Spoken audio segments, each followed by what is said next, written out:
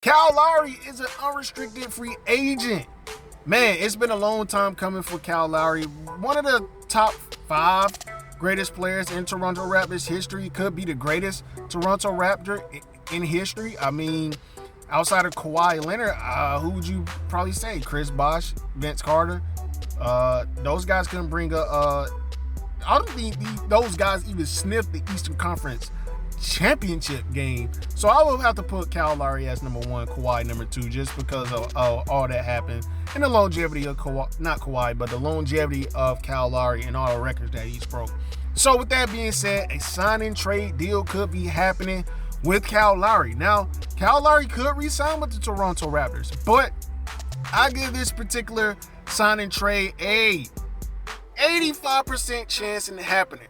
Now, this is probably my lowest percentage so far in my off-season videos of particular players moving to, contenders and what have you. So, with that being said, the NBA's collective bargaining agreement, we're going to talk about that just a little bit. Now, not Kawhi, but Kyle Lowry could just up and, sign with the Lakers for $20 million annually.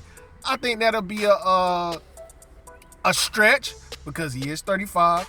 He's been in the league since 2006. He was drafted in 2006. So is he in his prime? Is he out of his prime? Is he in the tail end of his prime?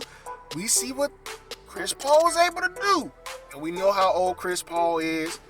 So, and they're about the same size. Kyle Lowry is a little bit beefier, a little bit chunkier. So, with that being said, last year, it was a throwaway season for the Toronto Raptors. I mean, Canada was on that bull job. So, it forced them to play in Orlando, and they just tanked the whole season. It is what it is. So, with that being said, let's talk about this NBA sign-and trade deal with the Raptors and the Lakers and how it can go down and some of the restrictions surrounding a particular deal. So as you guys can see, now, this sign-and trade deal is able to happen when a franchise or a team signs an unrestricted free agent or a restricted free agent player to a new contract, only to then trade him to another team of Kyle Lowry's choosing in this matter. It could be the Lakers, it could be the Heat, it could be the Clippers.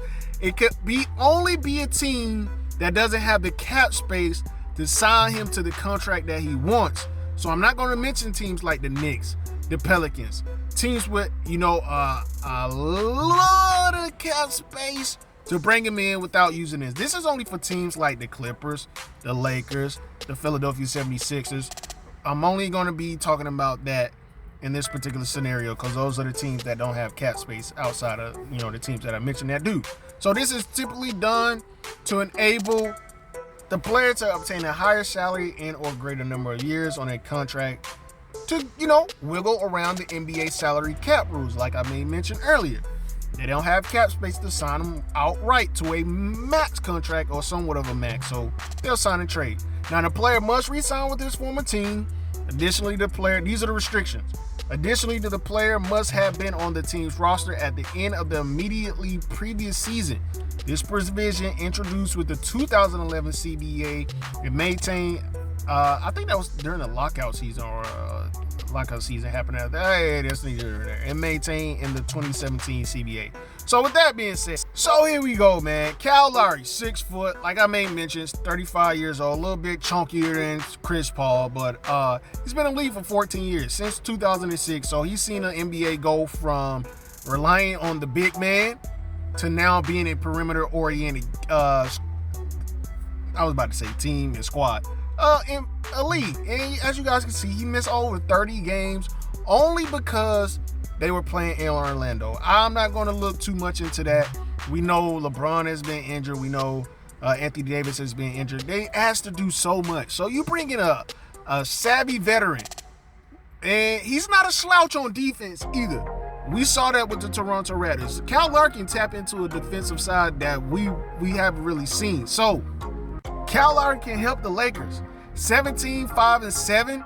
That's a little bit better than what Dennis Schroeder was able to do last year. A lot better than what Caruso can do. A lot better than what Rondo can do. All the Lakers need is a point guard when LeBron goes to the bench and Anthony Davis and is still on the floor. They just need a point guard that can set up the offense, run the offense, get some easy buckets, take pressure off Anthony Davis so you don't have to just... Frank Vogel's, man, his game plan is so stupid. I mean, it's go up and down the court, post up Anthony Davis, post up Anthony Davis, post up Anthony Davis, three-pointer for Anthony Davis, play off LeBron, pass it out, drive and kick. It's just crazy. There's no wrinkles, there's no wrinkle room, there's no fluidity inside of the offense from Frank Vogel because he's more of a defensive-minded coach. He's better on defense than he is offense. So the numbers are there for you. Three-point shooting, as you can see, it's probably the third column from the right. So 41%, 39%, 34%, 35%, 39% in 46 games this year. So with that being said, it's up to Kyle Lowry where he wants to go. He can choose to sign, for a little bit of money.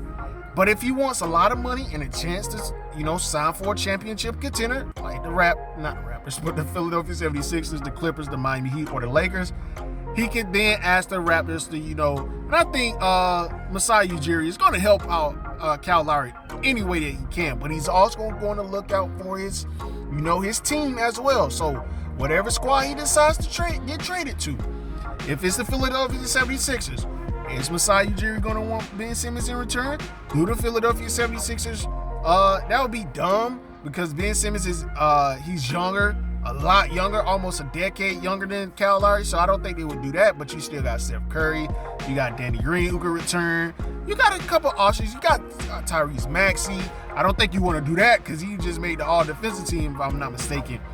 So with the Lakers, this is a huge probability because in the signing trade, you can take on contracts. So then, if the signing trade happens for the Lakers, it will clear up more cap space for them so they can get rid of KCP, Montrezl, well, not get rid of, but they can trade KCP, Montrezl Harrell, who would have a larger role with the Toronto Raptors. We would see him play even better, especially with Nick Nurse and that offense that they run up there. I'll play off Pascal Siakam, another rim runner. You got Kyle Kuzma, who I know the Lakers are going to trade. Then you also got the Lakers and their possibility of signing and trading Dennis Schroeder to the Toronto Raptors. We know the Toronto Raptors, they had a shaky year only because of what the coronavirus did to the NBA season. I mean, the Canadian government was like, hey, we can't have foreign players coming in and out of our country spreading that disastrous disease. So with that being said, and this was before the vaccines were administered. So they was like, hey, we just got to play in Orlando. And no team likes to play in another city and not have the comfort of their own home. Man, it was pretty tough, bro. They was on vacation for a long time. Now, the families were with them or in Orlando, but hey, man, it's a lot different playing in another city, in another country that's not your home. So with that being said, the signing trade players, Kyle Lowry to the Lakers, who would the Lakers send back? I think the Lakers would send back everybody not named LeBron James or Anthony Davis. Now, that's your big three. Kyle Lowry, LeBron, as well as Anthony Davis. Now, I do get it's an 85% chance of happening only because I don't know where Masai Ujiri stands and, agreeing to a signing trade with Kyle Lowry. And I think, being Masai Ujiri and everything that he said about DeMar DeRozan as well as Kyle Lowry, I think he's one of those general managers that will cater to his star franchise player. The best player in franchise history, that is Kyle Lowry. So I don't see any reason why Masai Ujiri wouldn't agree to this. It's up to Kyle Lowry and his agent where they decide to go. Now, Kyle Lowry is sitting back and watching the Nets and saying, dang, if they had Kyrie and KD healthy, they're beating the Bucks in 5 games. So if I stay in the Eastern Conference, I know if I go to Philly, we're not going to beat them. Me, Joel Embiid, and Ben Simmons is not going to happen. Me, Bam Adebayo, Jimmy Butler is not going to happen because they don't have that much elite three-point shooting. They still have to re-sign Duncan Robinson. I don't know if he's going to want 17 million, 20 million. He'll be crazy to ask for anything more than 15 million in his first contract as well. So with that being said, his best chance is either Lakers, the Clippers, also the Golden State Warriors. That would be another video I'm going to be working on. So I hope this video helps you guys, and Toronto fans, be happy. You'll get Kyle Kuzma, KCP, as well as Montrezl Harrell. You still have Fred VanVleet. You have Pascal Siakam. You have Boucher. So hey, I hope you guys agree. If you don't,